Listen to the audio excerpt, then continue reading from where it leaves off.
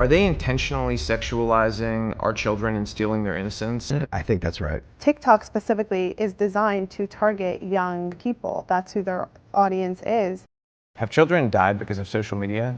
Absolutely. Have they been trafficked off of social media? 100%. Have they been sexually exploited off of social media? Ongoing. Yes. I'm scrolling on TikTok. I see little kids with TikTok. What are they looking at? This is what you don't want kids to see, is that correct? Exactly. And again, this is depicting children. This is supposed to be kids. Well, honestly, I didn't even know that transition from female to male was an option until I was on social media and began being exposed to those type of communities. You've never seen a 18-month-old masturbating? No, I haven't. Have you seen any sexually explicit drag shows marketed as all ages for kids that you would denounce or think that are a problem and that you want to distance yourself from? No. You know this is wrong. So, I'm sorry, I'm gonna have to end the interview. They use the word sexualize kids at a young age, or, in a young grade. It just seems like there's no moral, construct at all. Are kids facing just the absolute worst onslaught of grooming that we've ever seen? Yes, the entertainment industry is sexualizing children for an agenda. Your daughter was secretly transitioned at school. This policy has to do with children as young as 5 all the way through high school. Penthouse footed the bill to lobby before state boards of education. Yes, Penthouse and Playboy. The history behind this is far darker than most Americans understand.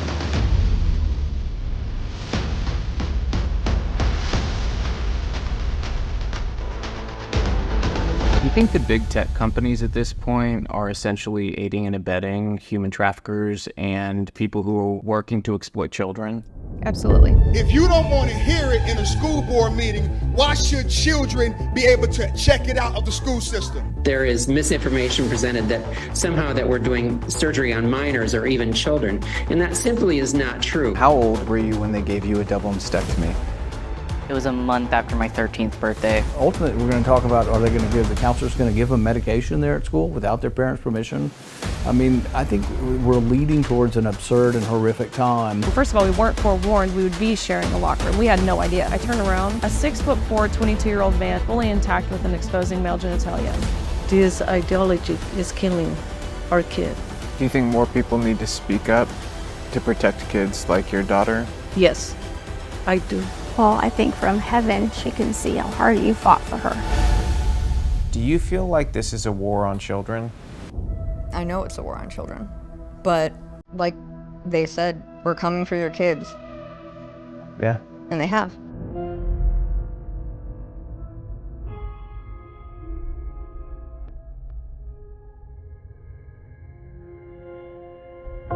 Can I ask the camera to get turned off for just a second? I just want to have a real conversation.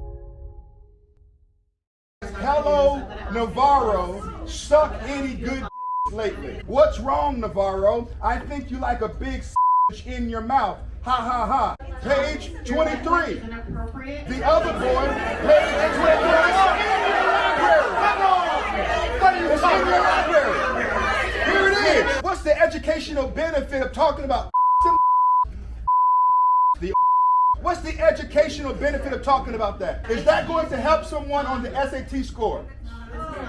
Hear me kind. Get a shot at that. She can care less. That's a sign. She needs to put down her sign. For a second. Oh, you're putting me out. For what? For asking you to abide by the rules. A board member held up a sign, but the audience couldn't hold up signs. This is tyranny, and we're dealing with a corrupt government system.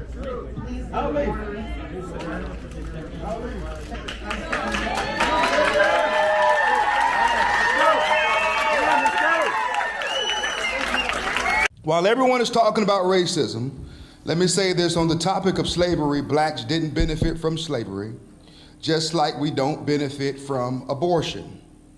Planned Parenthood kills more black lives in 2 weeks than the KKK lynched in a century. Margaret Sanger said that she did not want the word to get out that she wanted to exterminate the Negro population. There is no slavery like lynching a baby in the womb. The same people who talk about the racist education standards, they turn a blind and deaf ear to the fact that blacks are being slaughtered in this country by and large by the Democrat Party and white liberals who seek to further the plan of Margaret Sanger. Now on the topic of these pornographic books that you keep calling these point of contacts on as it relates to whether they should be read or not. 13 Reasons Why by Jay Asher, currently in Storm Grove Middle School and Freshman Learning Center, page 265. As if letting him finger me was going to cure all my problems. Sir, I'll stop but you there. in the end, Sir, I will never stop told you you to there, get away. and then And we you will didn't. continue You stopped to rubbing not look at circles that. I'm on going my to stop stomach. you there, please. Instead, you rubbed Would you back cut and the forth, microphone, please? gently along my Cut the waist. microphone. Your pinky made its way under the Stop top of it, my please. panties Sir, and rolled stop back it. and forth You don't from stop. hip I'll to ask hip. you to leave. Thank you. He doesn't need a microphone. Yes, sir, I asked you to stop, and you're going to have to leave if you don't continue with that. Yes, sir. No, sir, I asked you to stop. I asked you to stop. Sir, if you don't, sir, I'm asking you to stop. If you don't do it, we're going to have you removed. Thank you. Please. I've asked you to stop. Yes, sir, I've asked you to stop. Sir, I'm asking you to stop. Yes. And when I stop, it's removed. And I've asked you to stop, so they were removed. Okay, sir. Mr. Teskew, would you remove him, please? 3 warnings. 3 warnings. I've asked you, please, to remove. Yes, sir. Yes, sir. Because you won't stop. You won't stop. I've asked you to stop.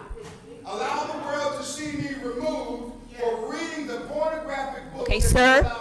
I just said I've stopped you from reading. It's going to be removed, so I'm going to ask you to go. This is not right. Well, it's not right that you're not listening. Am I right? Yes. Sir, he needs to be removed. Kick me out, a black pastor, for reading these books. Thank you.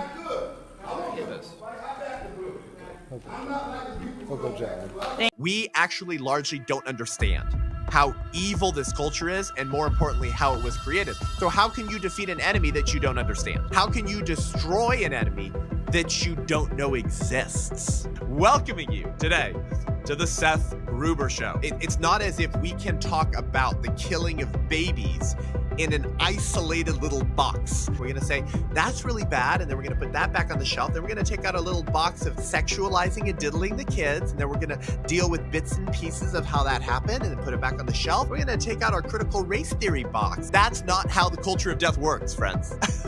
Have you noticed how interconnected the other side is? Were they killing children there? No. What were they doing? Sexualizing children to eventually sell them abortions. Planned Parenthood, the largest abortion provider in the world, is also the largest provider in America of that pornographic comprehensive sexuality education. This is why we're expanding, broadening the reach of my podcast. I'm explaining how integrated and coordinated and interconnected the ideologies are that have created, architected, and birthed this culture of death. The mere exposure effect is a psychological phenomenon by which we tend to like things merely because we are exposed to them. So simply exposing you to a random thing repeatedly makes you like it, and the same goes for pop songs, products, and people. With the exception of those we dislike initially, seeing them more often can make us dislike them further. When we plot the mere exposure effect on a graph with preferences on one axis and repetitions on the other, we will see that it takes about 15 repeats for the effect to reach its full potential. If the exposure is too excessive, people get annoyed, and if they didn't like the thing initially, repeating it can make it worse. There are 2 main explanations for the phenomenon. The first is certainty. We favor what's familiar. Our minds naturally learn to be careful around new things that could potentially harm us, which also means that if we see something repeatedly without bad consequences, we are led to believe it is safe. The second is perceptual fluency. We are also hardwired to prefer simple things that take little mental load. Hard cognitive tasks like figuring out something new take lots of attention and time, which is why we try to avoid them. Known for discovering the effect was psychologist Robert Zients, who had noticed that organisms exposed to something new experience fear. Each subsequent exposure to that new thing causes less fear and more interest. And with more exposure, the observer begins to react fondly to the once novel stimulus. Zients then tested how subjects responded to specific symbols, such as Chinese ideograms. Subjects were shown various characters a different number of times and were then asked which ones they liked. Those who were shown certain symbols the most also rated them as most favorable. But science found something even more spectacular. Using a tachistoscope and a group of people, he exposed each person to a series of random shapes that changed so quickly that it was impossible to discern that some were repeated. When the people were later asked which shapes they found most pleasing, they reliably chose those to which they had been exposed the most often, even though they had no conscious awareness of that. The results validated one of Zients' hypotheses.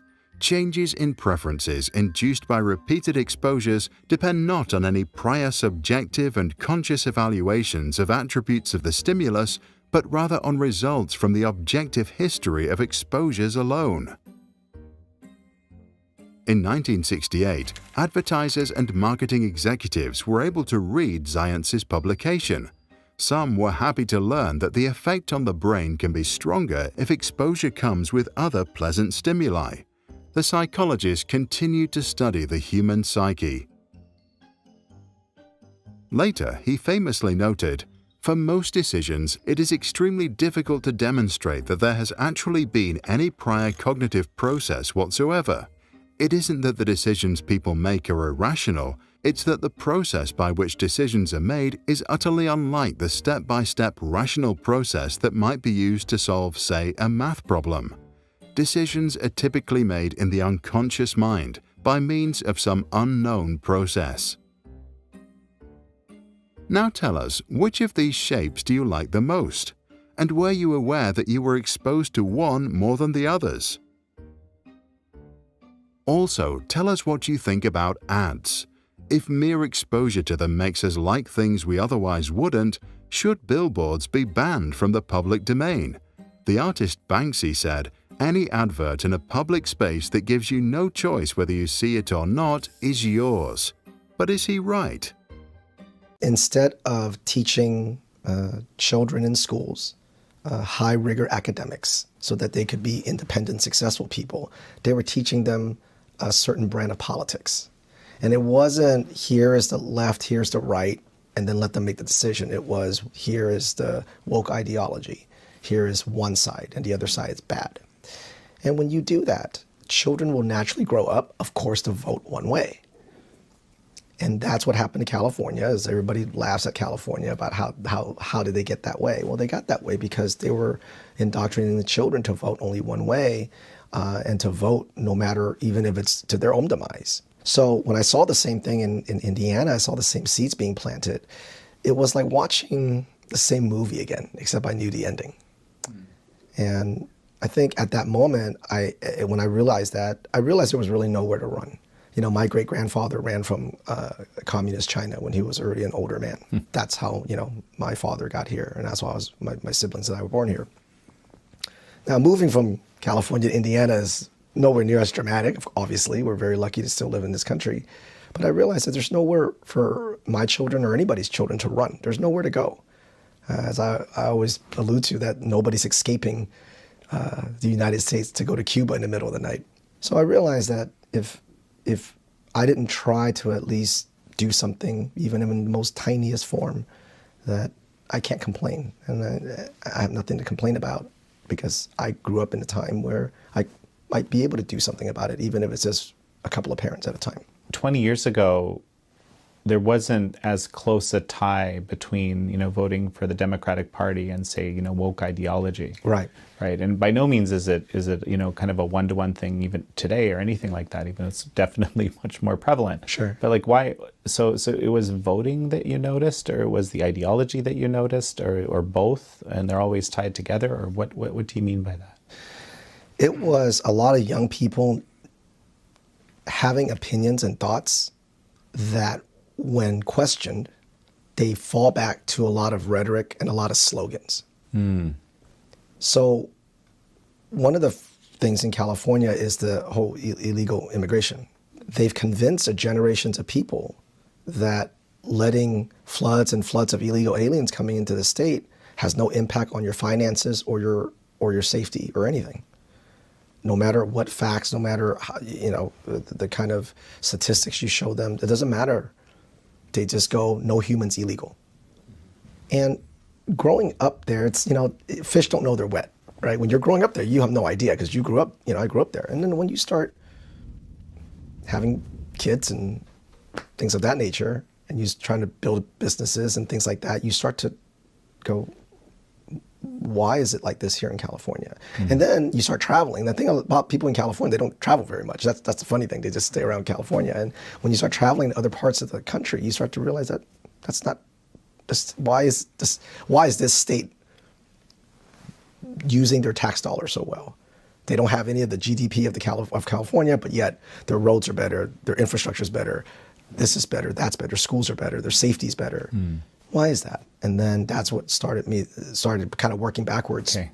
Okay, I understand. And then you decided, I'm going to get out, I'm going to go to Indiana. You realized now that there's, as you say, there's nowhere else to go. So you kind of got busy doing something. And so it was like, okay, I must make educational materials that everyone can understand. So how did that happen? Well, I had a small nonprofit in Indiana focused on a very local level. I live in a very nice city called Carmel, Indiana, and even then, the school board and the schools they already have these ideologies in there. The transgender ideology, the critical race theory, they have porns in schools. The superintendent straight up lie and say, no, I don't think we do. And we present it to them in school board, read it out loud, same thing. And this is in a really nice, affluent, place. But then I also realized that it's something that's been is going to blanket the whole entire country, and it's not a red state, blue state thing. And to be fair, it's not even a Democrat-Republican thing. It really isn't. Right. It's really just this attack on children's innocence. It's a complete attack on separating children from families, and we can talk a little bit about how they're doing that and some of my tools and explaining that, but really that's really what it is. My great-grandfather ran from communism. The people that dragged him out of his little bakery shop and beat him weren't soldiers. They were college kids, the Red Guard. And I see that that's what they're creating now with a lot of these kids. It's this revolutionist and to hate America, to hate American values, and to drive a wedge between the family, and you have to drive a wedge between the parents and children first before you can get them to be revolutionists. That's throughout history. That's always the playbook. That has to be the first step. So how is that wedge being driven? In K through 12 today, the way they're driving that wedge is using both race and gender, but it's coming through a mental health program called social emotional learning. And it sounds really great. They use terms that all parents love, like empathy and personal responsibility or responsible decision making. All those things sound great. But they're doing what we call language contamination. So for example, empathy. You and I, and probably everybody watching, all the just normal people watching, we kind of generally know what empathy is. What the schools today, what social emotional learning, when they bring it in, what they mean is today, when a little girl's in a restroom or locker room, if a boy walks in, changing next to them, now they have to have empathy. So they're not using empathy, they're weaponizing kindness and they're weaponizing empathy. So they're not using it in a way that we think. Now school counselors, and we did a big expose on school counselors and social workers, they're redefining two words, safe and abuse. we always believe that safe, or if a child's unsafe, is because they're being neglected at home, beaten, starved, that kind of thing. Today, they're not safe if you don't succumb to the transgender ideology. You don't use their pronouns. You don't let them have breast binders. You don't let them take puberty blockers. Then the schools are like, the parents are unsafe. They're causing the suicide. They're neglectful and abusive. And now, but we're the safe space. And what's interesting is that if you redefine a term, you don't have to change the laws. You just expand on that existing law to be able to separate the kids from their families, which is why we see a lot of these stories now becoming more and more prevalent across the country. Like in Maine, there was a school a social worker that gave a breast binder to a 13-year-old. You have one in Wisconsin where they're transitioning a minor against their parents, and there's a lawsuit there. So on and on, you're seeing that, and it's happening due to mostly the counselors and the social workers, and it's coming through the mental health program, social emotional learning. So, I mean, we can go into more detail, but in a nutshell, that's how they're using to separate the kids from their family by sexualizing kids early, and then when the parents disagree, because what parents wouldn't disagree with this, they use that to say they're unsafe and they're abusive. Well, because of course, there are parents who are abusive. Right. And there are parents who create unsafe situations at home. That's right. It's just that basically what you're saying is that the concept of that now has been redefined to include people who have, are trying to instill a loving home. Right. But because it doesn't fit with the gender or race ideology specifically, now they're the abusers. That's right. It would be like, let's say there are parents that goes, I don't ever feed my child fast food. Everything has to be freshly made. Okay, great. But imagine if those parents, which is great, if they went to school and they wrote the policy and they said, if you feed your child McDonald's, you're abusive. The problem is with social emotional learning and all these really arrogant teachers and school board members and and counselors and social workers, they believe they know better. They know better. They want to push their idea of what good parenting is onto everybody else. But that's not what a government entity is supposed to do. This is a public school. If they are truly abusive, we already have programs existing that protects those kids. Is it a perfect system? No, of course not. We see a lot of these terrible stories where the system does miss it. But the answer isn't to do a blanket-wide program in the schools and say all parents are abusive and to continue to expand on that. That's how you separate children from their parents. Your Excellencies and dignified guests, thank you for the opportunity to speak today. I'm going to start with a quote from a research paper by Mark Garrison, a professor from Texas A&M University. He says, social emotional learning constitutes a form of schooling for life as a virtual human at best and a robot at worst. So now, why would he accuse the teaching of a school-based mental health program of being responsible for creating a virtual human or robot? It would have to mean that students are being systematically programmed to think, feel, and act in such a way that takes away their individual capacity to make informed, uncoerced decisions. It's actually why many are questioning not only the relevance of teaching social emotional skills in education, but the morality of using edtech programs that utilize artificial intelligence to do so. Because while these programs sound like they teach beautiful qualities that any parent or guardian would want their child to have, a lot hinges on who gets to define these skills, how they're teaching and measuring them, and what that data they're collecting by assessing those skills is being used for. It also begs a very serious question. Should the loving responsibility of molding and shaping a child's character be taken out of the hands of the family and be put into the calculating hands of technology and its algorithms? For those of you who don't even know what social emotional learning is, the Collaborative for Academic Social Emotional Learning, or CASEL, is the standard bearer for SEL, and they're the organization that sets the definition and its 5 core competencies shown in the wheel. They've traditionally defined it as, quote, the process through which children acquire the skills to recognize and manage their emotions, develop caring and concern for others, make responsible decisions, establish positive relationships, and handle challenging situations effectively. CASEL even rates and reviews all SEL programs for how closely they align to their standards. Second Step, put up by the Company Committee for Children, is one of those programs, and it not only reaches 20.5 million students across the United States, K through 8, but it also is translated into many languages to be one of the most widely used SEL programs in at least 70 other countries. When Second Step came to my child's school in 2021, I started looking into this program and the organization CASEL. I discovered to my shock and horror that the lovely definition of social emotional learning and its 5 core competencies that CASEL had previously promoted had been completely changed in 2020 to a thing called transformative SEL, which Second Step has adopted as a framework for its program. The new goal of transformative social emotional learning was to create a critical consciousness in children so they would want to be social justice activists for particular collective political causes and ideologies. The lessons were designed to get students to question the worldview fostered by their families and adopt a new one that believed that race, class, and sex were social constructs or ideas made up by society to oppress specific groups of people. As such, they were encouraged to create disruption strategies to challenge and tear down the current systems of society to build new ones that were more equitable to those supposed oppressed groups. Equitable meaning equal outcomes for all, not equal opportunity and equality under the law. No matter your political views, this should alarm you, because education through social emotional learning is being used as a tool for cultural revolution through social behaviorism. Social behaviorism manipulates the psychological aspects of learning, in SEL's case empathy and perspective taking, as a means of manipulating the child with no regard for the familial, religious, or cultural beliefs they may come into school with.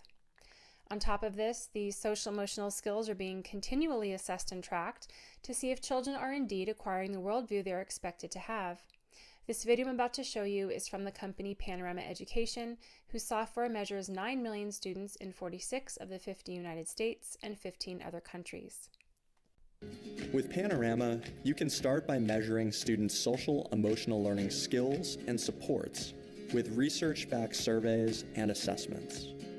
It's easy to customize a survey that meets your district's needs, as you can choose from over 22 topics like growth mindset, social awareness, and self-management, or any of the topics that align to the CASEL framework. The survey will take students about 10 to 15 minutes to complete, and teachers and staff can also rate their students' skills right from within Panorama. Once the data is collected, get immediate insight into student voice, what students are thinking, and how they feel about their skills, habits, and mindsets. See how each score compares to Panorama's national benchmarks. Then dig deeper to explore each topic in more detail, like how it's changed over time, or any gaps between student groups, and how students responded to each question individually. Then, identify individual students' strengths and opportunities for growth by filtering student-level SEL results to create smart groups, which will update as new SEL surveys are run over time, allowing you to add specific students to a group for more targeted intervention and progress monitoring. Let's highlight a couple of things about this horrific video. First of all, the subjective skills they are measuring are aligned to the CASEL framework, which we already know has been completely corrupted. Second, somebody gets to decide how much empathy, compassion, etc. is enough to pass or be in the green, and or if children need more targeted intervention in a particular skill. They could be dinged for not showing enough empathy by using someone's preferred pronouns, even if that goes against their religious faith belief that gender is binary and that there are only 2 sexes. Or perhaps their score in social perspective taking could go down if they didn't acknowledge that they were automatically racist and have implicit bias simply because of the color of their skin. Whoever is running the system could then decide these types of students need to get more instruction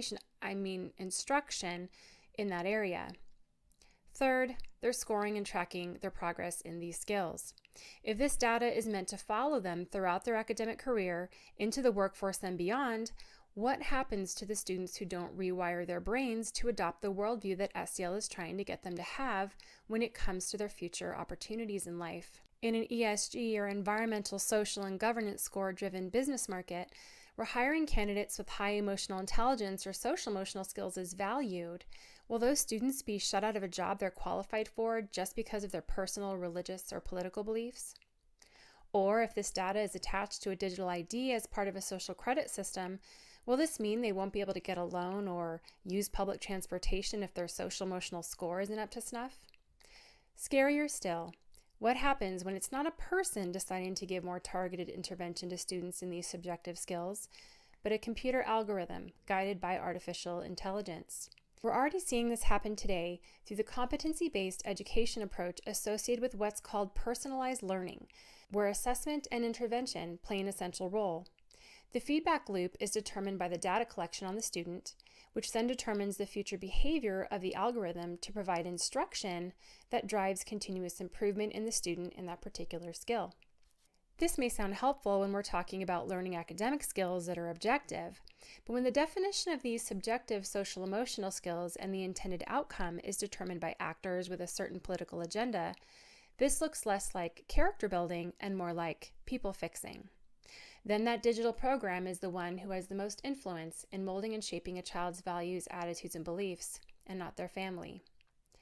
Maybe this is what Mark Garrison was referring to when he said that we were creating virtual humans at best and robots at worst through the behavioral engineering that happens through school-based social emotional learning. In our efforts to build a peaceful society, we should not be willing to sacrifice individual agency on the altar of collective thought by creating compliant human droids that think, act, and feel the way the algorithm drilled them to. That isn't humanity. That's digital slavery. Students need to learn social emotional skills organically through the connections they build through the deep roots of their families and culture, and the experiences they practice through building friendships and meeting strangers in the real world. It's not something that can be trained or manufactured artificially in a digital space with digital feedback loops, but something we cultivate around kitchen tables, on the playground, and at the corner store. Teaching social emotional skills should not fall into the role of education. It should stick to math, reading, and science and leave the responsibility of raising the child where it has been since the dawn of time, within the loving arms of their families. Thank you.